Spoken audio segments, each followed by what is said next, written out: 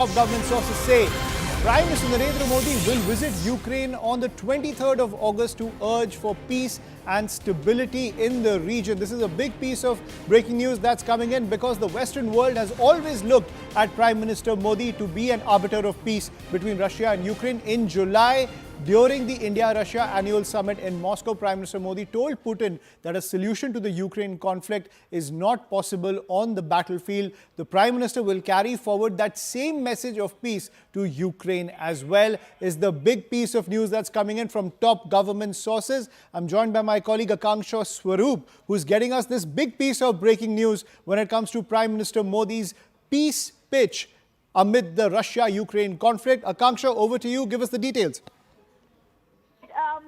This is a CNN News 18 exclusive. Government sources are telling us, Ayushman, that Prime Minister, as we already know, will visiting Ukraine on 23rd of August, and will be a visit which will, in fact, be followed by a visit to Poland as well. But it's a deep symbolic visit because on 24th of August is also Ukraine's National Day, and Prime Minister will be urging for peace and stability in the region, which, as we all know, is currently by the war by Russia. And in July, during the India-Russia annual summit in Moscow, Prime Minister had already told President Putin of Russia that a solution to Ukraine conflict is not on the battlefield. Similarly, Prime Minister will be carrying forward a message of peace to Ukraine as well. So expect an exchange of views on regional and global matters involving a comprehensive discussion on the ongoing conflict and efforts to achieve a peaceful settlement as far as the war in Ukraine is concerned.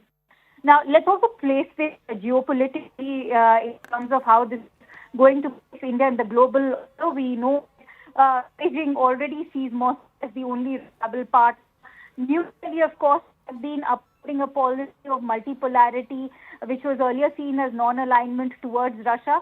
And the United States and Europe have always held this bias against India for not openly dismissing Moscow. But Prime Minister's travel to Kyiv will be also very crucial because only very few countries like Turkey and South Africa have been the ones to have maintained that balance between Russia and Ukraine.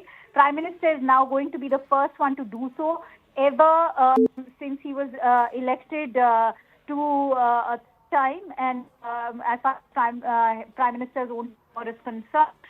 It's also placed aside, it's important in terms of China. We are looking to counterbalance China, which has also waded into Russia-Ukraine conflict.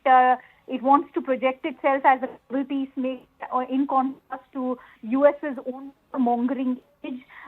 Seen how China has also mediated in Asia, seen how they struck a deal between Iran and Saudi Arabia, which were not on talking terms for 7 years.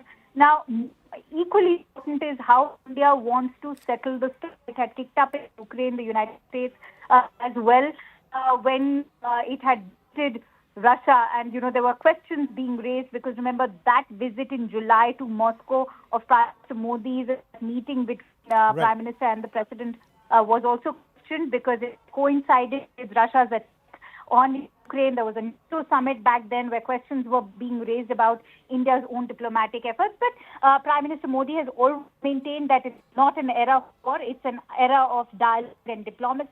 And that because of the war in Ukraine, is the global south and the countries of global south which are bearing the brunt of it. And that's why, as a leader or leading voice of global south, it's imperative Prime Minister could communicate that message to Ukraine.